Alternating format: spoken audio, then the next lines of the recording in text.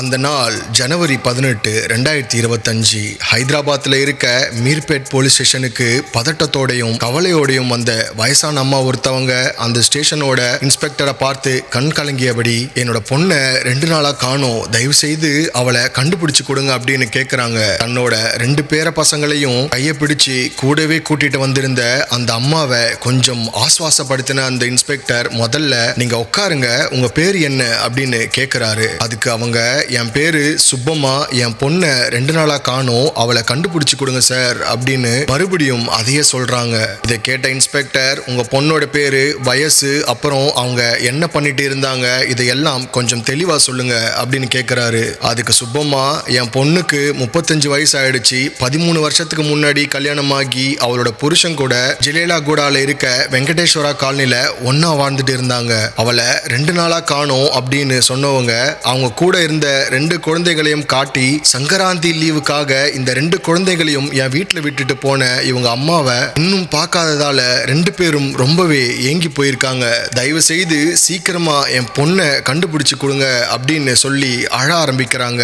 ஏக்கம் நிறைந்த அந்த குழந்தைகளோட முகத்தை பார்த்த அந்த இன்ஸ்பெக்டரோட பார்வை அடுத்ததா அவங்களுக்கு பின்னாடி நின்றுட்டு இருந்த நபர் பக்கம் திரும்புது. உடனே அவரை கையை காட்டி, இவர் யாரு அப்படின்னு சுப்பம்மா கிட்ட கேட்க, அதுக்கு அவங்க, இவரு என்னோட மருமகன், இந்த குழந்தைகளோட அப்பா அப்படின்னு சொல்றாங்க.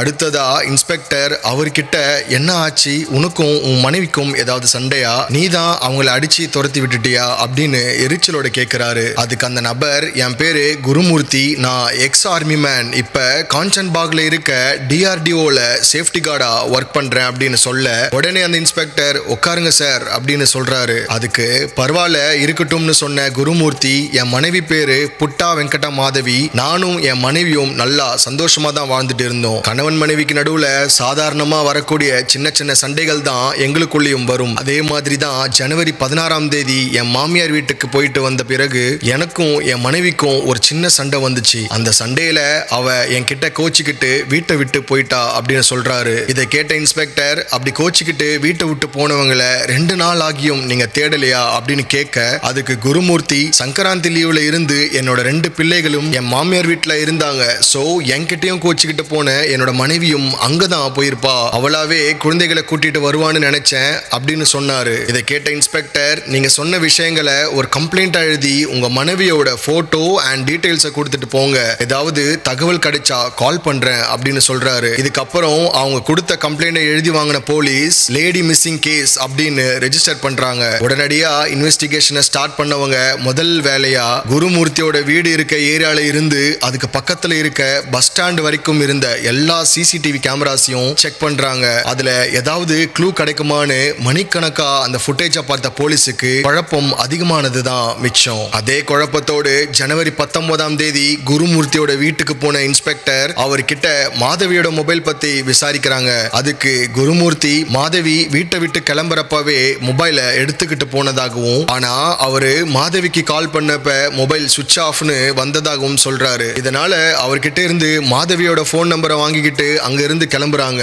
ஆனா போலீஸ் அன்னைக்கு குருமூர்த்தியோட வீட்டுக்கு போனது மாதவியோட போன் நம்பரை வாங்கறதுக்காக மட்டும் இல்ல, CCTV ஃபுட்டேஜை பார்த்து அவங்களுக்கு ஏற்பட்ட குழப்பத்தை தீர்த்துக்கவும் தான். ஏதாவது க்ளூ கிடைக்குமான்னு நினைச்சு CCTV ஃபுட்டேஜை பார்த்த போலீஸ் குழப்பம் அடைய காரணம் என்ன, குருமூர்த்தியோட வீட்டுக்கு போய் பார்த்ததுக்கு அப்புறம் அவங்களோட குழப்பம் தீர்ந்ததா? போலீஸ் நடத்தின விசாரணையோட முடிவுல மாதவி கிடைச்சாங்களா இல்லையா? உண்மையில மாதவிக்கு அன்னைக்கு என்னதான் நடந்தது? லேடி மிஸ்ஸிங் கேஸ் விசாரிக்க ஆரம்பிச்ச போலீஸுக்கு கனவுல கூட நினைச்சு பார்க்க முடியாத மிகப்பெரிய அதிர்ச்சி காத்துட்டு இருந்துச்சு. இப்படி நாளுக்கு நாள் பகீர் கலப்பிய ஒரு த்ரில்லிங்கான கேஸை பத்தி தான் நம்ம இன்னைக்கு வீடியோல பார்க்க போறோம். அதுக்கு முன்னாடி இந்த வீடியோவை பார்க்குற யாராச்சும் குழந்தைகளாகவோ கர்ப்பிணி பெண்களாகவோ இருந்தா இந்த வீடியோவை ஸ்கிப் பண்ணிடுங்க. நீங்க பார்த்துட்டு இருக்கிறது ஆனந்த் ஆர்கேவ் யூடியூப் சேனல். நான் உங்க ஆனந்த்.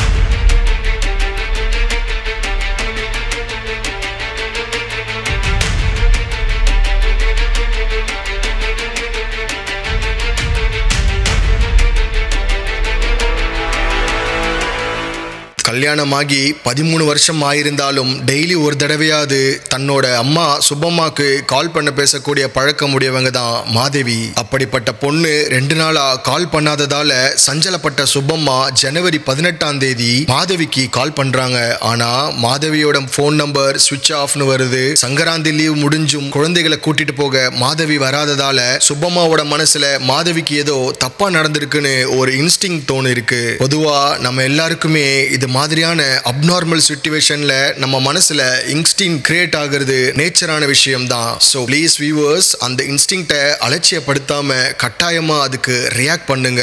அது உங்களை மிகப்பெரிய ஆபத்திலிருந்து உங்களை நீங்களே காப்பாத்திக்கிறதுக்கான வாய்ப்பை ஏற்படுத்தும். இப்போ மனசுல பட்ட இன்ஸ்டிங்க்டுக்கு ரியாக்ட் பண்ண சுப்பம்மா 2 பேர பசங்களையும் கூட்டிட்டு மாதவியோட வீட்டுக்கு கிளம்புறாங்க. அப்படி அந்த வீட்டுக்கு போனதும் வீடு முழுக்க பார்வையை செலுத்தின சுப்பம்மா சேர்ல உட்கார்ந்துட்டு இருந்த மருமகன் குருமூர்த்திய பார்த்து முதல் கேள்வியா மாதவி வீட்டுல இல்லையா, எங்க போயிருக்கா அப்படின்னு கேக்குறாங்க. அதுக்கு குருமூர்த்தி, அப்படின்னா மாதவி உங்க வீட்டுக்கு வரலையா அப்படின்னு கேக்குறாரு. இதை கேட்டு ஷாக்கான சுப்பம்மா, என்ன சொல்றீங்க, அவ எங்க வீட்டுக்கு வரலையே, என்ன நடந்துச்சு, வழக்கம் போல 2 பேரும் சண்டை போட்டீங்களா அப்படின்னு அடுத்தடுத்து கேள்விய அடுக்குறாங்க. அதுக்கு குருமூர்த்தி ஜனவரி 15ஆம் தேதி நடந்த விஷயங்களை சுப்பம்மா கிட்ட சொல்ல அதை கேட்டு பயந்து போன சுப்பம்மா 2 நாளா காணாம போனா அப்படின்னா வாங்க போலீஸ்ல கம்ப்ளைண்ட் கொடுப்போம்னு சொல்லி குருமூர்த்தியை கூட்டிக்கிட்டு போலீஸ் ஸ்டேஷனுக்கு கிளம்புறாங்க. இதுக்கப்புறம் நடந்த விஷயங்கள் தான் நாம இன்ட்ரோல பார்த்தோம். ஜனவரி 18ஆம் தேதி சுப்பம்மா கம்ப்ளைண்ட் கொடுத்த நிலையில இன்வெஸ்டிகேஷன் ஆரம்பிச்ச போலீஸ் வீட்டை விட்டு வெளியே போன மாதவி எங்க போயிருக்காங்க அப்படின்னு தெரிஞ்சுக்க அவங்க வீட்டை சுத்தி இருந்த எல்லா சிசிடிவி ஃபுட்டேஜையும் செக் பண்றாங்க.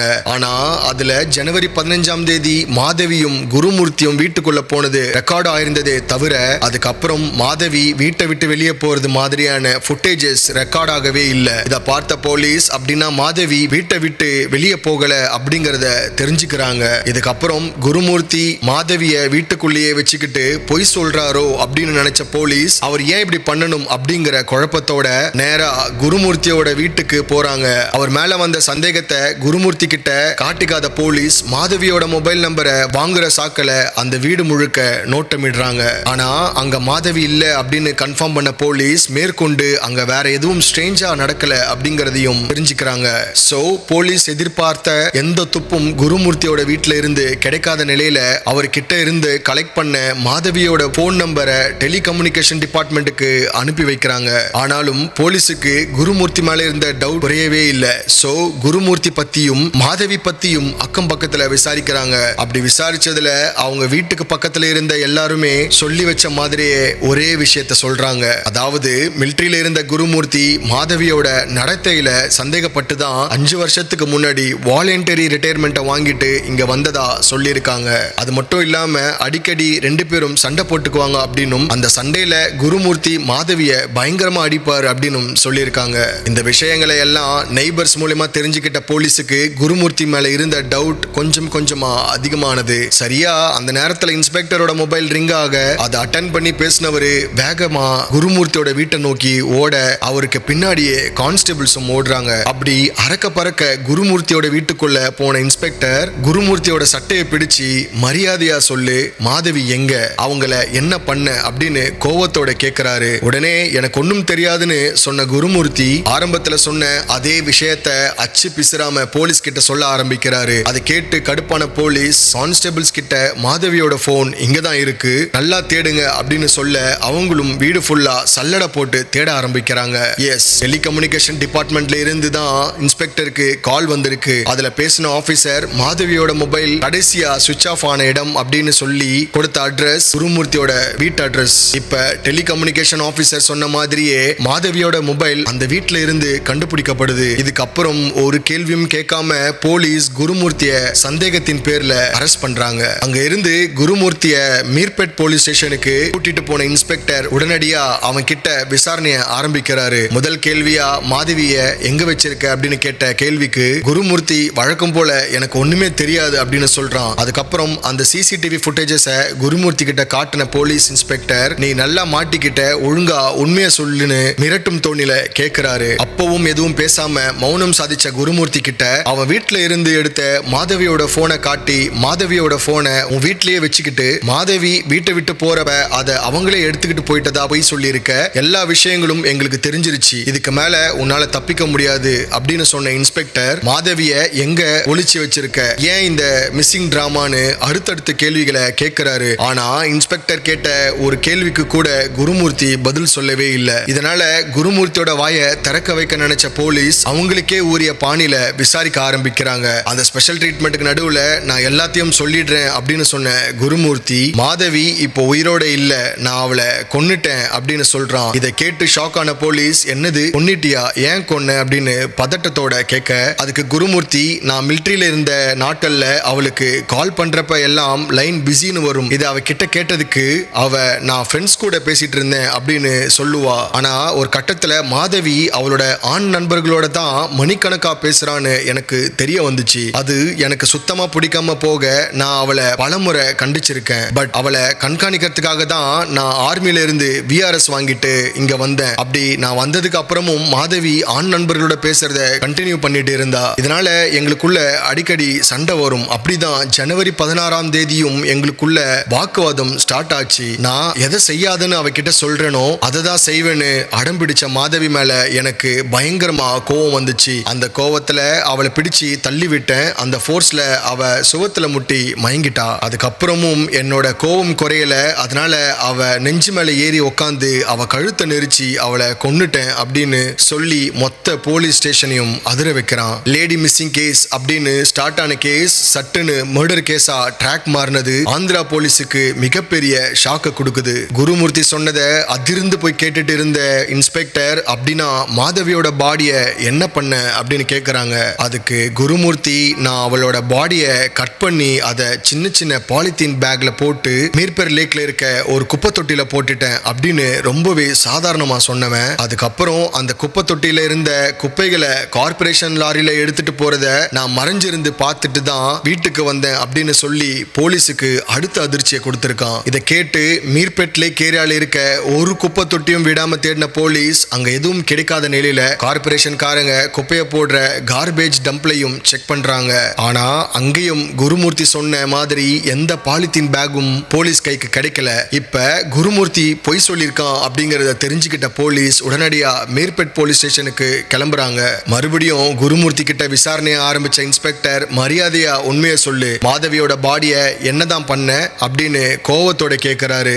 அதுக்கு குருமூர்த்தி ரொம்பவே அசால்ட்டா அவளோட பாடிய நான் மீர்பெட் ஏரியில வீசிட்டேன் அப்படின்னு புதுசா ஒரு கதையை சொல்றான். இதுக்கு அப்புறமும் குருமூர்த்தி சொன்ன விஷயங்கள் பத்தி மீர்பெட் போலீஸ் ஸ்டேஷனோட inspector deputy police commissioner LB Nagaraju கிட்ட இன்ஃபார்ம் பண்றாரு. அவர்கிட்ட பெர்மிஷன் வாங்கிக்கிட்டு அவரோட மேற்பார்வையில மீர்பெட் ஏரியில மாதவியோட பாடியை சர்ச் பண்றதுக்கான ப்ராசஸ் ஸ்டார்ட் ஆகுது. ஆனா தொடர்ந்து 3 முறை அந்த லேக்க முழுக்க தேடியும் மாதவியோட பாடி கிடைக்கவே இல்லை. சோ குருமூர்த்தி ஏதேதோ பொய் சொல்லி போலீஸ தசை திருப்ப பாக்குறான் அப்படின்னு நினைச்ச நாகராஜு மீர்பெட் போலீஸ் ஸ்டேஷனுக்கு போய் அவரே அவனை நேரடியா விசாரிக்கிறாரு. நீ சொன்ன மாதிரி அந்த லேக்ல மாதவியோட பாடி இல்ல, உண்மையை சொல்லு, மாதவிய எப்படி கொலை பண்ண, அவங்களோட பாடிய என்ன பண்ண அப்படின்னு திரும்பவும் கேட்கிறாரு. அதுக்கு குருமூர்த்தி, நீங்க எவ்வளவு தேடினாலும் உங்களால மாதவியோட பாடிய கண்டுபிடிக்கவே முடியாதுன்னு சொல்றான். அது கேட்டு, அது மட்டும் இல்லாம நான் கோவத்துல வீட்டுல இருந்த கத்திய வச்சு அவளை குத்திட்டேன், இதனால அவ வயித்துல இருந்து குபு குபுன்னு ரத்தம் வர அவ அங்கேயே மயங்கி விழுந்துட்டா. ரொம்ப நேரத்துக்கு சின்ன அசைவு கூட இல்லாம கிடந்த மாதவியோட மூக்கு கிட்ட கைய வச்சு பார்த்தப்ப மூச்சு நின்னு போயிருந்தது. அப்பதான் மாதவி இறந்து போயிட்டான்னு எனக்கு தெரிய வந்துச்சுன்னு சொல்றான். இதுக்கப்புறம் கோவத்துல கொலை பண்ணிட்டோம், இந்த கொலை வழக்குல இருந்து தப்பிக்கணும்னா மாதவியோட பாடிய யாரு கைக்கும் கிடைக்காத மாதிரி டிஸ்போஸ் பண்ணி ஆகணும்னு யோசிச்சேன். ஃபர்ஸ்ட் மாதவியோட உடம்புல இருந்து வந்த ரத்தத்தை உறைய வைக்க நான் அவளோட பாடிய ஃப்ரிட்ஜுக்குள்ள வச்சேன் அப்படின்னு சொன்ன குருமூர்த்தி அதுக்கப்புறம் சொன்ன விஷயங்கள் அங்க இருந்த ஒவ்வொரு போலீஸ் ஆபீஸோட ரத்தத்தையும் சேர்த்து உறைய வச்சது.